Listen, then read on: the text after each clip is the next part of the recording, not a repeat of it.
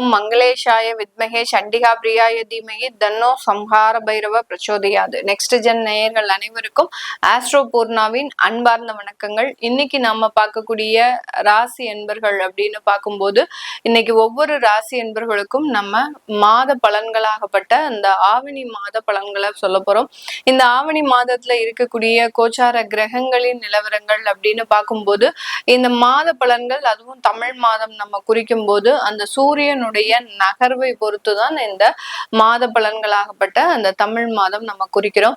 இந்த மாதத்துல 17ஆம் தேதி அந்த சூரியன் ஆகப்பட்டவர் சிம்ம ராசிக்கு பெயர்ச்சியாகி வருகிறார்.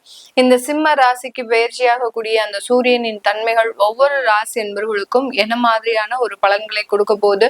அடுத்து பாத்தீங்கன்னா மிதுன ராசியில செவ்வாய் பகவான் இருக்கிறார். அடுத்து கடக ராசியில குரு உச்சம் பெற்று இருக்கிறார்.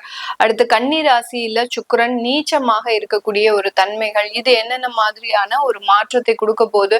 இதுல முக்கியமாக நம்ம சொல்லக்கூடிய அந்த சனி பகவான் பாத்தீங்கன்னா வக்ரத்தன்மையோட இருக்கிறார். அப்போ இந்த மாதம் ஒவ்வொரு ராசி என்பவர்களுக்கும் என்ன மாற்றத்தை கொடுக்க போகுது, எந்த இடத்துல நீங்க கவனமாக இருக்கணும், எதன் மூலமாக உங்களுக்கு சில பிரச்சனைகள் தீரப்போகுது அப்படின்றத இந்த பதிவுல தெளிவா பார்க்கலாம். இந்த சேனலை முதல் முறையா பாக்குறீங்க அப்படின்னா சப்ஸ்கிரைப் பண்ணிக்கோங்க, பெல் பட்டன்ல ஆல் ஆப்ஷன் சூஸ் பண்ணிக்கோங்க. ரிஷப ராசி என்பர்கள் காலபுருஷனுக்கு இரண்டாம் இடம் தான் நம்ம தனஸ்தானம்னு சொல்றோம்.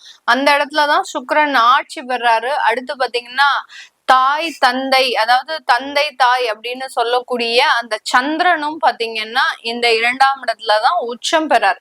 அந்த சந்திரன் உச்சமாகிற இடம் தான் பாத்தீங்கன்னா தனஸ்தானமாக இருக்குது சுக்கிரன் ஆட்சி பெறும்போதும்.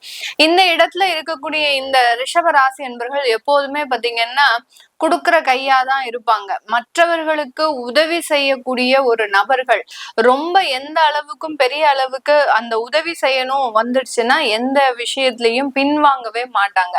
அந்த அளவுக்கு அந்த கொடுக்கிற இடத்துல இருக்கக்கூடிய இந்த ரிஷபராசி என்பவர்களுக்கு இந்த மாதத்துல மிகப்பெரிய அளவுக்கு பொருளாதார வளர்ச்சிகள் அப்படின்றது கண்டிப்பாக இருக்கும். ஆனால் அந்த பொருளாதார வளர்ச்சிகள் கடன் ரீதியாக வளர்ச்சிகளாக இருக்கக்கூடிய ஒரு அமைப்பு இருக்கு. கடன் வாங்கணும் அப்படின்ற மாதிரியான சில அமைப்புகளும் இந்த ரிஷபராசி என்பவர்களுக்கு இருக்கக்கூடிய ஒரு நேரம். எல்லாருமே நினைப்பாங்க கடன் வாங்குறதெல்லாம் ஒரு பொழப்பா அப்படின்ற மாதிரியாக சில நபர்கள் இந்த ரிஷபராசியிலேயே இருக்கிறாங்க. நிறைய ரிஷபராசி என்பவர்கள் கடனே வாங்க கூடாது. ஏன்னா நான் முதல்லயே சொன்ன மாதிரி கொடுக்கிற இடத்துலதான் இவர்கள் இருப்பாங்களே ஒழிய வாங்குற இடத்துல இவர்கள் இருக்கவே மாட்டாங்க. அந்த அளவுக்கு அந்த கடன் வாங்கக்கூடிய ஒரு பழக்கம் அப்படின்றது இந்த ரிஷபராசி என்பவர்களுக்கு கிடையவே கிடையாது. ஆனால் கடந்த ஒரு 2 வருடத்திற்கு முன்னாடி ஏற்பட்ட சில பொருளாதார வீழ்ச்சியின் காரணமாக இந்த கடன் மாதிரியான சில நிர்பந்தங்களுக்கு ஆளாகக்கூடிய ஒரு சூழ்நிலையில தான் இருக்கிறார்கள். இப்படி இருக்கக்கூடிய இந்த ராசி என்பர்களுக்கு இந்த மாதத்துல பொருளாதார வளர்ச்சிகள் இருந்தாலும் அந்த வளர்ச்சி ஒரு கடன் சம்பந்தப்பட்ட வளர்ச்சியாக தான் இருக்கும். இப்போ ஒரு கடன் வாங்குறோம் அப்படின்னா அதற்கு வருமானம் இருந்தால்தான் கடன் வாங்க முடியும்.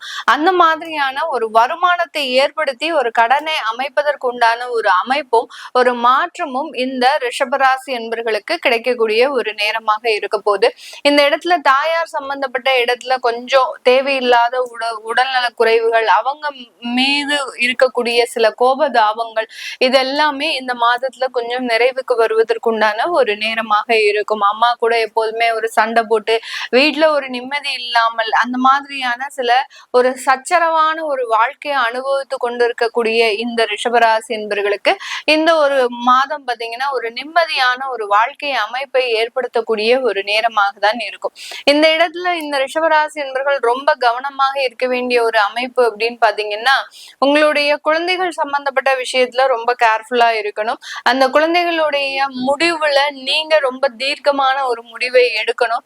அப்படி எடுத்தாதான் உங்களுக்கு அதுல இருந்து சில பிரச்சனைகள் வராம இருக்கும். அப்படி இல்லாத பட்சத்துல அந்த குழந்தைகள் ஆசைப்படுறாங்க, அவங்களுடைய ஆசைதான் நமக்கு ரொம்ப முக்கியம் அப்படின்ற மாதிரியான ஒரு கண்மூடித்தனமான ஒரு பாசத்தோட சில டிசிஷன்ஸை எடுக்கும் போது இந்த மாதம் இந்த ரிஷபராசி என்பவர்களுக்கு அந்த குழந்தைகள் ரீதியான சில தொந்தரவுகளும் ஏற்படுவதற்குண்டான ஒரு நேரம். இந்த இடத்துல பாத்தீங்கன்னா ஒரு பாசம் உங்களுடைய கண்ணை மறைக்கிறதுக்கு உண்டான ஒரு நேரமாக இருக்கும். அதனால ரொம்ப கவனமாக அந்த குழந்தைகள் விஷயத்துல தலையிடுறது மிகவும் ஒரு அவசியமான ஒன்றாக இந்த ரிஷபராசி என்பர்களுக்கு இருக்கும். இந்த ரிஷபராசி என்பர்கள்ல இருக்கக்கூடிய நட்சத்திர அன்பர்கள் அப்படின்னு பார்க்கும்போது கார்த்திகை நட்சத்திர அன்பர்கள் ரொம்ப நாள ப்ரமோஷன் கிடைக்காம தவிச்சிட்டு இருக்கிறாங்க.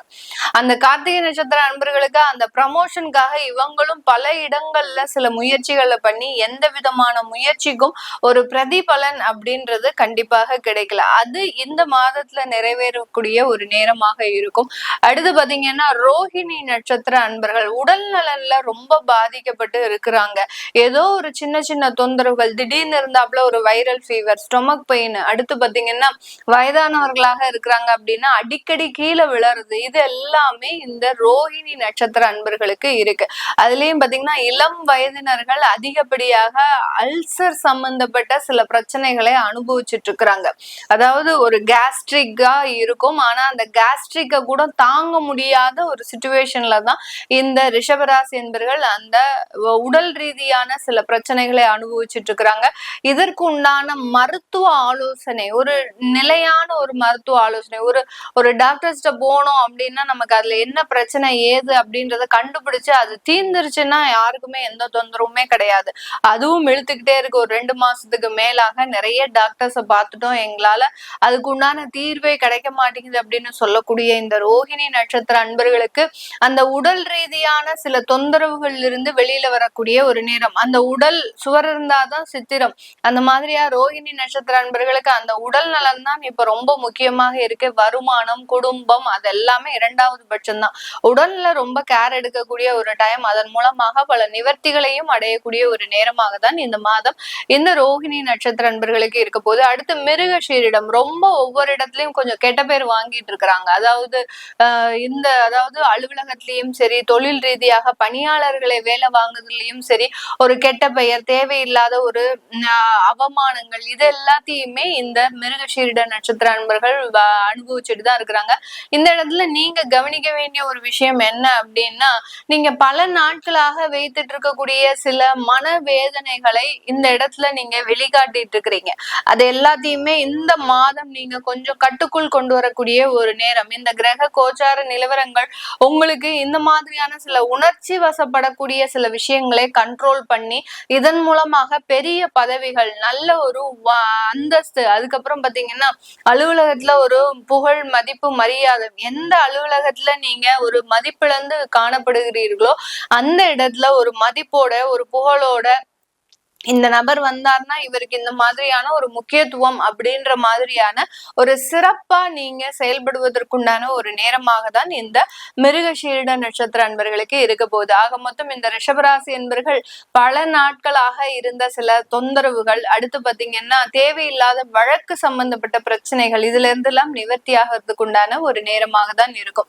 இந்த ரிஷபராசி என்பர்கள் வெளியூர் வெளிநாட்டுல தன்னுடைய வேலை ரீதியாகவும் சொந்த சொத்துக்கள் மீதான சில பிரச்சனைகளையும் அனுபவிச்சுட்டு இருந்தாலும் அதுல இருந்தெல்லாம் நிவர்த்திகள் அப்படின்றது கண்டிப்பாக இருக்கும். வெளிநாட்டுல உங்களுக்கு உங்களுடைய குழந்தைகளை படிக்க வைக்கிறதா இல்ல நம்மளுடைய இந்தியாவுக்கே அனுப்புறதா அப்படின்ற மாதிரியான சில தயக்கங்கள்லாம் கடந்த 2 மாதங்களாக நடந்துட்டு இருக்குது.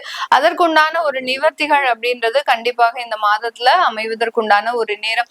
இதெல்லாமே நம்ம பொதுவாக அந்த கோச்சார கிரகங்களின் நிலவரங்கள், மாத பலன்கள் சொல்லும் போது மாத கிரகங்களாகப்பட்ட அந்த சுக்கிரன், சூரியன், புதன், இந்த மாதிரியான கிரகங்களினுடைய இடம் பெயர்ச்சிகளை வைத்துதான், நகர்வுகளை வைத்துதான் நம்ம அந்த மாத பலன்களை கணிக்கிறோம்.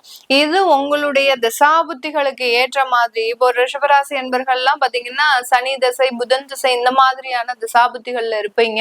இந்த திசாபுத்திகளுக்கு இது மிகப்பெரிய அளவுக்கு ஒரு சப்போர்ட்டிவா இருக்கா, இல்ல ஏதாவது ஒரு சேஞ்சஸ கொடுக்க போகுது அப்படின்னு தெரிஞ்சுக்க விருப்பப்படுறவங்க கீழே இருக்கிற நம்பருக்கு வாட்ஸ்அப்ல அப்பாயின்மெண்ட் வாங்கிக்கிட்டு நீங்க கன்சல்ட் பண்ணிக்கலாம். உங்களிடமிருந்து விடைபெறுவது உங்கள் ஆஸ்ட்ரோ பூர்ணா. நன்றி, வணக்கம்.